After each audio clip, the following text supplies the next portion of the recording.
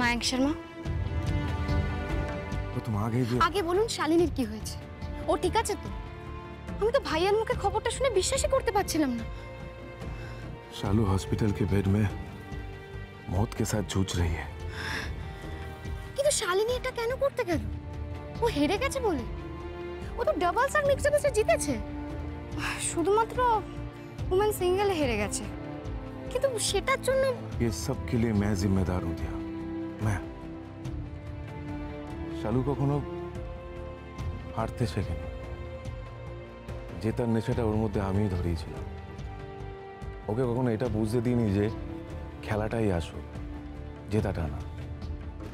बचपन से सिर्फ एक ही चीज उसे बोलता आ रहा हूं मैं, तुझे जीतना है शालू, तुझे जीतना है जिंदगी के हर गेम में, चाहे वो कोर्ट के अंदर हो या कोर्ट के बाहर, by hook and by crook जीतना है। हारते तो वो है जो कमजोर होते हैं, जो नालायक होते हैं, और हारने वाले के लिए इस दुनिया में कोई जगह नहीं, कोई पोजीशन नहीं। शायद यही बात शालू के जहन में बैठ चुका था, और जिस दिन वो तुमसे हार गई उसने सोच लिया होगा कि इस जिंदगी में उसके लिए भी कोई जगह नहीं, कुछ नहीं है। इसीलिए शायद ঈশ্বর আছেন মায়াঙ্ক শর্মা, উনি শালিনীকে ঠিক সুস্থ করে তুলবেন। দিয়া জানো, আমি তোমার সামনে দাঁড়িয়ে কথা বলছি, কিন্তু আমার মধ্যে কতটা কষ্ট হচ্ছে আমি তোমাকে বলে বোঝাতে পারবো না। আমার এক একবার ফোন বেজে উঠলে মনে হচ্ছে হয়তো আমি আমার জীবনের সব থেকে খারাপ খবরটা পাবো। আমি তো শালুকে জেতাবার চেষ্টা করেছিলাম। আমি জানি ও যদি নিজে থেকে জিততে না পারে তাহলে ওর ভাইয়া আছে, তো ওর ভাইয়া মায়াঙ্ক শর্মা, সে ওকে জেতাবে। लेकिन मैं कितना निकम्मा हूं, मैं कितना कमजोर हूं। मैंने कभी सोचा भी नहीं था मेरा भी हाथ बंधे होंगे, मुझे भी मेरे किए के लिए ऊपर वाले को जवाब देना पड़ेगा।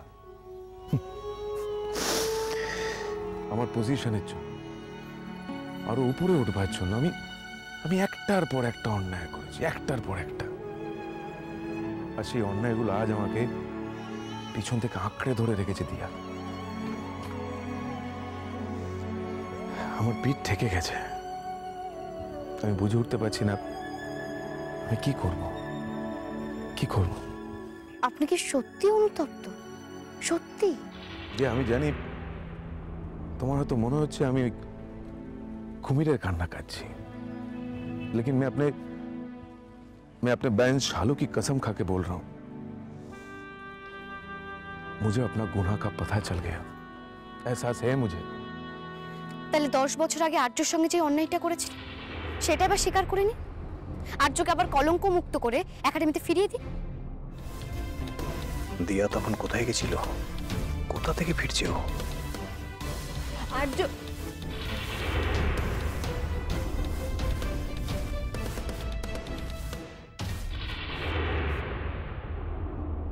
কি আর্য, তুমি ওদিকে কি তাকিয়ে আছো? আমি তোমার জন্য এতগুলো শপিং করলাম, দেখো না আন্টি বলছে এগুলো তোমার পছন্দ হবে না। না না আন্টি ভুল বলছে। আরে আন্টি দেখো, এগুলো তুমি নিজে আমার জন্য পছন্দ করেছো। হ্যাঁ, কি দারুণ হয়েছে সবগুলো, এখন তো আমি এগুলোই পরবো না। থ্যাংক গড, এগুলো তোমার পছন্দ হয়েছে, নাহলে পুরো শপিংটা তো আমাকে একাই করতে হয়েছিল। তুমি তো স্টুডিওর বাইরে হাঁ করে দাঁড়িয়েছিলে, কিচ্ছু একা একা পছন্দ করনি, সব আমায় করতে হয়েছে।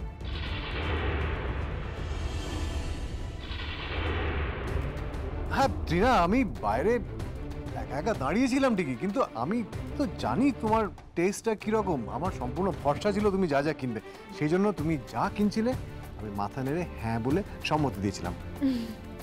ওরে ও পারো না তো, তুই ওইখানে অমন করে দাঁড়িয়ে আছিস কেন? ভেতরে আয় ভাই, ভেতরে আয়। সেই কখন বেরিয়েছিলি, এখন ফিরলি? আরে পথে কিছু খেয়েছিলি তো? হ্যাঁ ঠাম্মি, খেয়েছি তো। দিয়া খায়নি ঠাম্মি, আমি ওর মুখটা দেখেই বুঝতে পেরেছি ও কিচ্ছু খায়নি। দিয়াকে আমার থেকে ভালো কেউ চেনে না, আর ওকে ইমিডিয়েটলি আমার থেকে আলাদা করতে না পারলে মেয়েটা কষ্ট পেতে পেতে মরে যাবে। আমাকে এমন ব্যবস্থা করতে হবে যাতে দিয়া আমায় ঘৃণা করতে বাধ্য হয়। ঠাম্মি, তোমাকে এই অভ্যেসটা বদলাতে হবে। কি অভ্যেস? এই ওকে বড় নাত বউ বলার অভ্যেসটা। ও তো আর খুব বেশি দিন এবারের বউ থাকবে না, খুব শিগগিরই আর্যর সঙ্গে ডিভোর্সটা হয়ে যাবে। আর আমার সঙ্গে আর্যর বিয়ে হয়ে যাওয়ার পর তো এবারের বড় নাত বউ আমিই হব। তাই এবার থেকে তুমি আমাকে বড় নাত বউ বলাটা প্র্যাকটিস করতে শুরু করে দাও, ওকে? কিন্তু তৃণা, এই ডিভোর্সের প্রসেসটা শুরু হতে হতে অনেক সময় লেগে যাবে। এখন তো পুজোর ছুটি, কোর্ট বন্ধ। কোর্ট না খুললে তো কিচ্ছু করা যাবে না। তার মানে পুজো না কাটা অবধি আমাদের হাত গুটিয়ে বসে থাকতে হবে? এটা তুমি কি বলছো আঙ্কেল? কেন হাত গুটিয়ে বসে থাকতে কেন হবে তৃণা? বলছি আমরা পুজোর সময় ঘুরবো, বেড়াবো, খাবো, আনন্দ করব, ঠাকুর দেখবো। আমাদের সম্পর্কটাকে আরো এগিয়ে নিয়ে যেতে হবে কিনা? হ্যাঁ, আরো ভালো করে একজন একজনকে বুঝতে হবে তো, তাই না?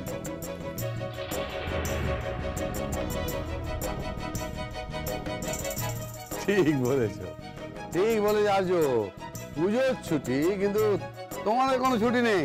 এই যে তোমরা একে অপরকে খুঁজে নেওয়ার কাজে নেমেছো, সেই কাজটা কিন্তু করে যেও, তাতে কিন্তু কোনো ছুটি নেই।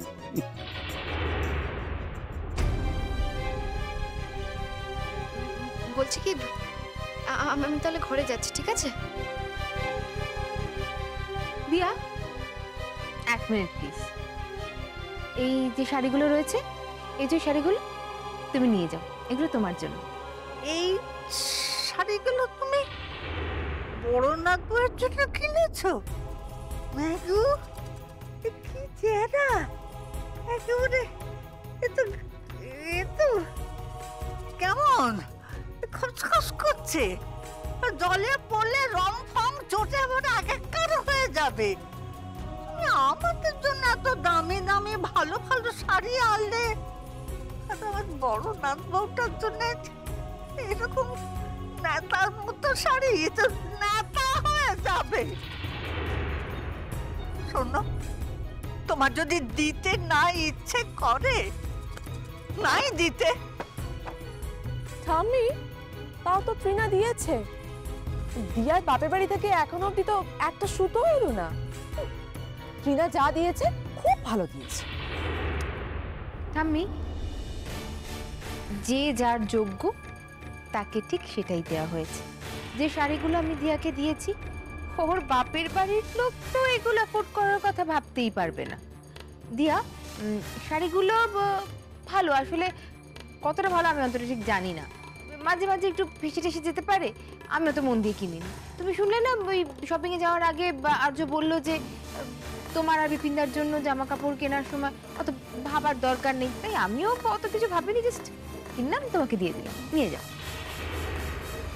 করোনার বইয়ের বইয়ে গেছে এই সমস্ত শাড়ি পরা। ওর শাড়ির অভাব নাকি? এটা অভাবের প্রশ্ন নয় ঠাম্মি, কিন্তু তৃণা যখন শাড়িগুলো পছন্দ করে কিনেছে, তখন তোর পড়া উচিত। বড় ভাই,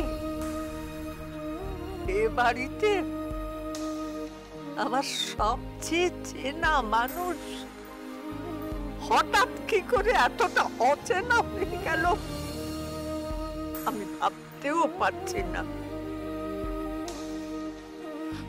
আমার তো মনে হচ্ছে তোর জ্ঞান, বুদ্ধি, উচিত অনুচিত বোধ, এ সমস্ত কিন্তু জলাঞ্জলি গিয়ে একটা পুতুল নাচিয়ে হাতে ইশারায় তুই ডাকছিস। তুমিও যাও, তোমাকে আমি বারণ করেছি আমার ঘরে না আসার জন্য। হ্যাঁ, কেন এসছো আবার? এমন একটা ঘটনা ঘটলো যে আমাকে এ ঘরে আসতেই হলো। আচ্ছা আর্য, আমার সঙ্গে তো তোমার সব সম্পর্ক শেষ, তাহলে ও বাড়িতে পুজোতে কেন জামা কাপড় পাঠিয়েছো? তাও আবার আমার নাম করে, আমাকে না জানিয়ে। কুরিয়ারের লোককে এটা বলেছে যে জামা কাপড়গুলো আর্য ব্যানার্জি পাঠিয়েছে? না, সেখানে আমার নাম লেখা ছিল। এসব আজে বাজে ছুতো নিয়ে আমার ঘরে ঢুকে আমার সাথে কথা বলতে এসো না, প্লিজ যাও এখান থেকে। কি বললে তুমি? এটা ছুতো? ছুতো ছাড়া আবার কি?